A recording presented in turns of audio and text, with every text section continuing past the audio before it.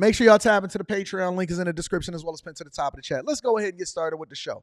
So there's a masked man over in Philadelphia because crime is absolutely out of control.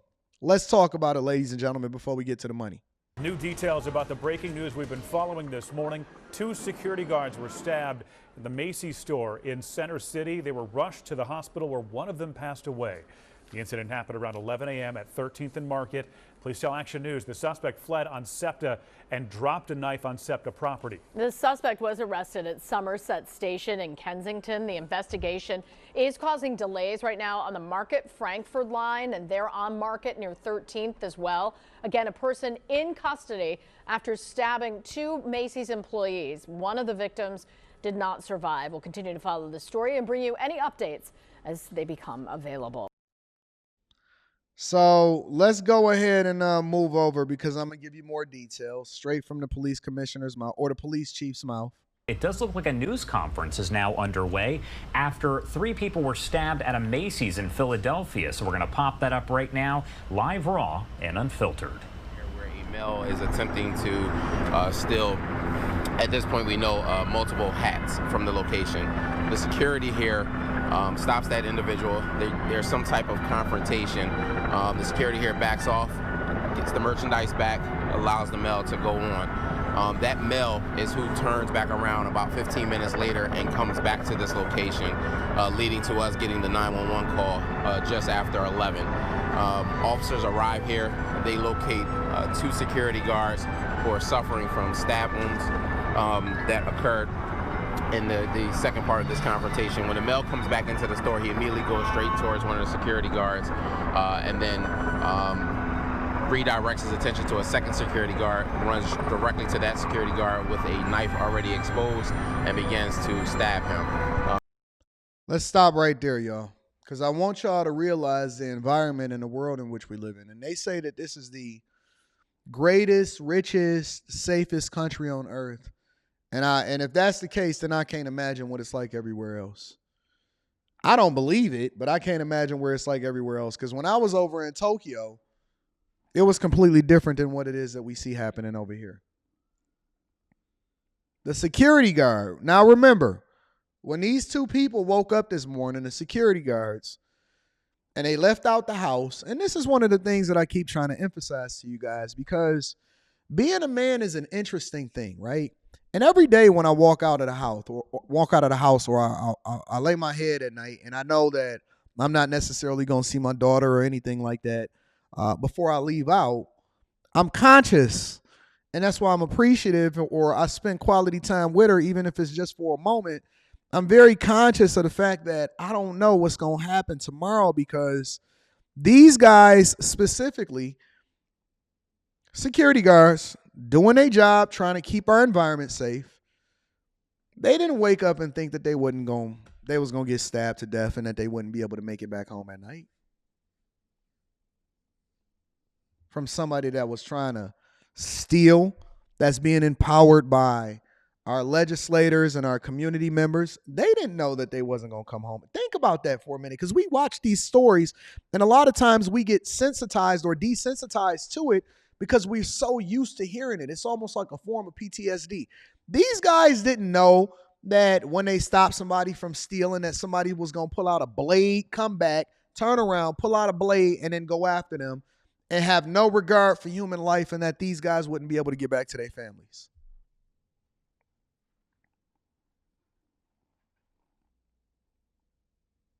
Remember that the next time that you say free my homie, or you got the free big dog t-shirt on, or you got the no snitching policy. How many people are not going to be able to go home as a result of this person not being held accountable for their actions? There's a scuffle with the second security guard trying to save the first guard that stabbed, and that security guard sustains several stab wounds as well, or slash wounds as well.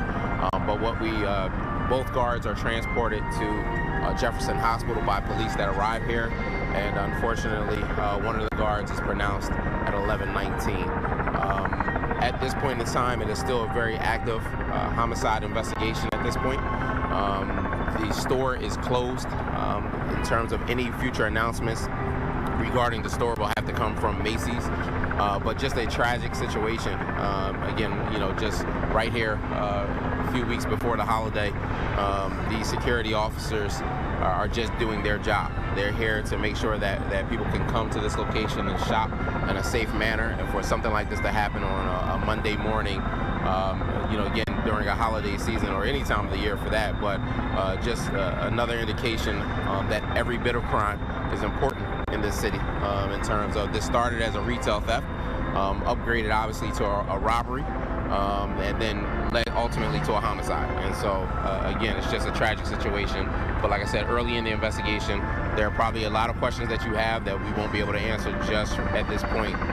As far as the suspect, we know the suspect fled from this location, hopped on SEPTA, and our communication with SEPTA officers, we were able to track down the one suspect. He has been ID'd by other individuals that were here, but he is going to be transported to homicide along with the witnesses that were here. But that's all. With one council member calling the face coverings a quality of life issue. NBC 10's Francis Wang is live in the newsroom to break down what all of this means. Francis. Yeah, Jackie, even though a majority of the council had already voiced their approval for this bill, it was still a complicated and controversial one. I'm gonna read that super chat shortly. SEPTA already introduced a similar ban earlier this year, and now the city council member who introduced this citywide ban says it was ultimately a choice between lawlessness and, as you mentioned, quality of life. Ayes are 13, and nays are 2. Majority of all members voting in affirmative, the bill passes. With just 2 council members voting no, a ski mask ban has now passed in the city of Philadelphia. Why would a city council member vote against banning ski masks in the city of Philadelphia, considering everything that's happening in Philadelphia?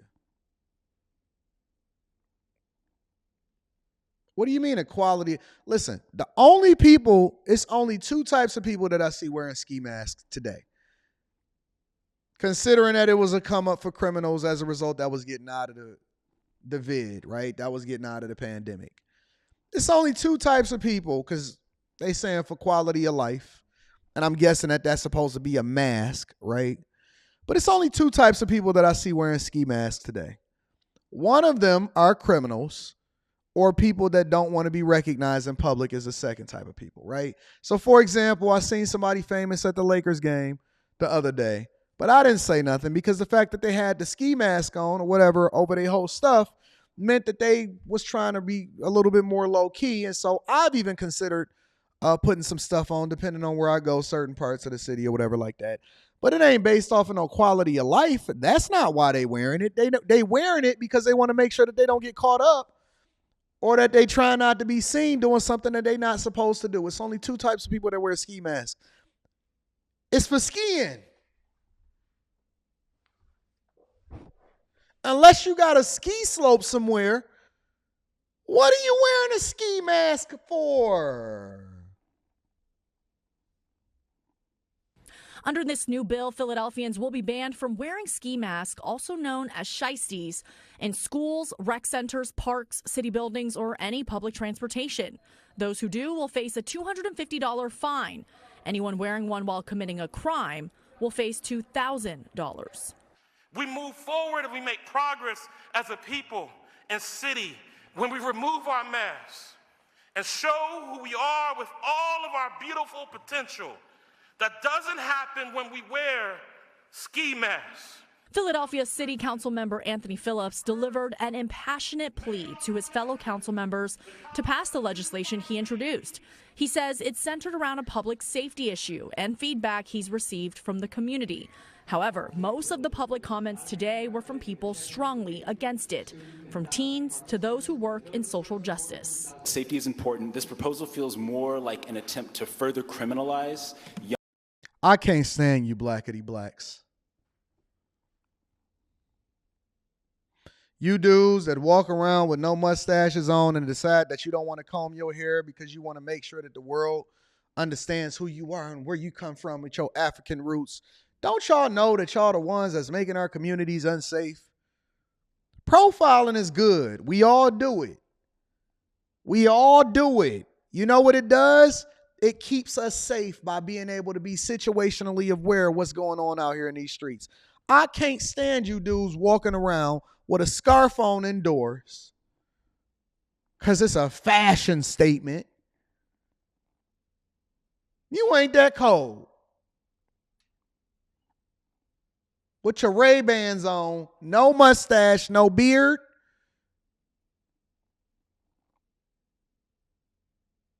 And then you got the Unbreakable hair. Y'all don't know what the Unbreakable hair is? Y'all ain't seen Unbreakable with Samuel L. Jackson? Let me show you. I can't stand. Whenever I see dudes with the Unbreakable hair, that's like a red flag.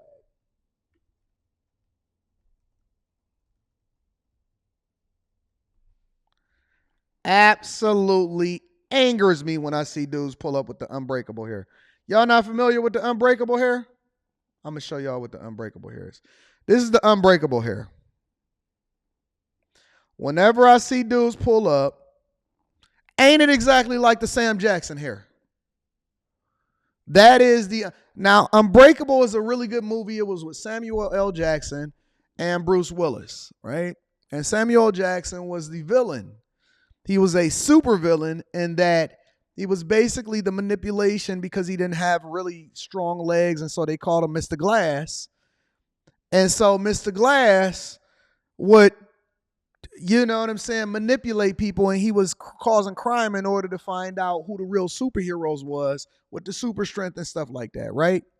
And so when I see a dude pop up with the Unbreakable hair, that angers me because I know what you're here for. You're here to cause disruption inside of our communities by making it difficult for the police to do their job, for people to identify the people that's committing crimes. And ski masks are for people that ski.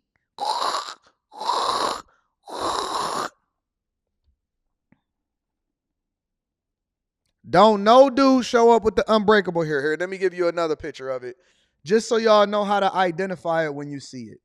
When a dude pop up and he got this on, Young people of color. look. When he rocking out like that, beware. Beware. If you see a dude that pop up with the Mr. Glass special, watch that dude, because he ain't got nothing good to say, and he is not going to be helping y'all community do the right thing. Anytime I see y'all with y'all uncombed hair here in the United States of America, I'm going to start calling you out. Now, you think it's cool because you got your African roots. Man, you ain't never been to Africa. You don't know nothing about Africa. They don't even respect you. Don't you know that the people in Africa don't look at you the same way that you think that you identify it? You still calling yourself African American? Man, they don't like you. Go over there to Africa and call them my brother. They don't like you. They do not. For some reason, black people in America think that Africans and Nigerians and Jamaicans look at them in the same way. They don't even like you. I'm going to be honest with you. They don't like you. I don't even know how I got here to this rant right now. Welcome to another one of Anton's historical rants. They don't look at you the same way that you think that you identify with them. You looking at them as a pity party, and they looking at you as a come up, and they look at you as entitled, privileged, whining little girls. They look at American men as whiny little girls that's not taking advantage of the opportunities that they had. And if they had the opportunities, they would be killing everything. That's why when they come over here, they outwork you and they take over all y'all stuff. They don't tip good. I'm going to be honest with you. They cheap. They not cheap when it comes to themselves, but they cheap in real life. And they don't identify as anything like you. They don't see themselves like you. They look at you as lazy. They look at you as entitled. And they think that you feminine because you're walking around with the Mr. Glass special and you whining about social justice. I'm telling you what they see you as. They don't like you. You think, listen, let me tell you something. If you think that the white man is your enemy, let me tell you another thing. Black men or Africans, Go talk to them. Ask them what they really think.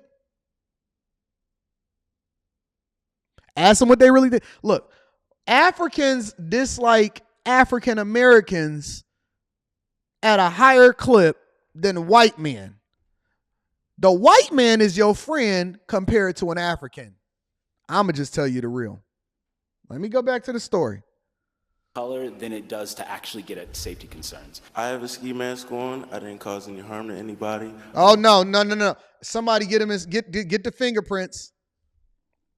Somebody get the fingerprints. Get the fingerprint machine and run it. I want to know. Look at you and look at your friend in the back. I'm crossing the street. I'm getting in my car. I'm locking my doors. Don't tell me about profiling. Don't tell me about profiling. What you mean? Man, I see you walking across. Man, I'm out of there. I'm out of there, bro. Plan on causing any harm to anybody. I never been arrested. I never plan to be arrested. I am begging, can we please put more of our energy into creating opportunities for young people to thrive, not more opportunities for them to be fined, arrested, and shuffled into a deeply harmful criminal legal system. All of our safety depends on that. Even after hearing the criticism, Councilmember Phillips defended his bill. I do believe in prevention. I do believe in the idea of doing as much as we can. Thank you, black man that don't have no mustache, for defending yourself and standing on your principles. This is one of the ones that we actually should be rocking with. Whoever Councilman Anthony Phillips is, somebody get Councilman Anthony Phillips on the phone so I can get him on it. I want to talk to Councilman Anthony Phillips. Let me put that in my notes. To support preventive measures and intervention. But nonetheless, this bill is not without controversy. No legislation is perfect, Philadelphia. But this bill goes a long way. I like him. Almost every council member spoke on this issue, sharing personal stories and why they were careful in their choice. This is a tough vote. I came in actually leaning towards yes. Let me tell you something. Stop staying on code and do the thing that's in the best interest of the people. That's my conclusion with this one.